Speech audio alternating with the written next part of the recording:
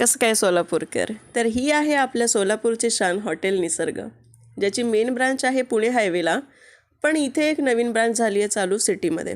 जेव्हा कळलं की नवीन ब्रांच चालू झाली आहे ते पण सिटीमध्येच आहे, रेल्वे लाईन्सजवळ, आम्ही गाडी काढली आणि निघालो.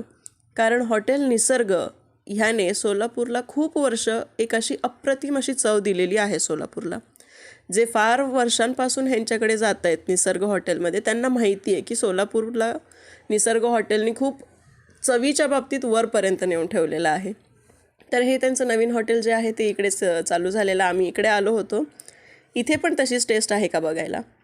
मेनू वेगळा सांगायची गरज नाही, कारण सगळ्यांना माहिती आहे की इथला मेनू हा खूप अफाट आहे. वेगवेगळे प्रकार आहेत खाण्याचे, ज्याची चव तर आहेच छान. आपण आता इथली ट्राय करू.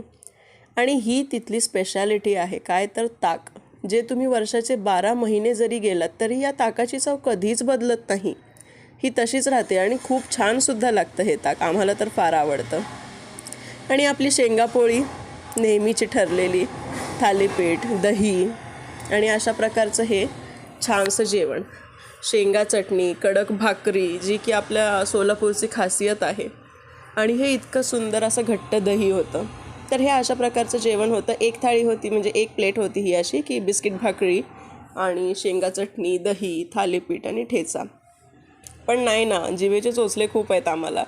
त्यामुळं आम्ही काय केलं होतं, बेबीकॉर्न चिली आणि पनीर चिली पण घेतलं होतं. बेबीकॉर्न चिली मला जरा जास्त आवडतं आणि घरामध्ये पनीर चिली सगळ्यांनाच आवडतं.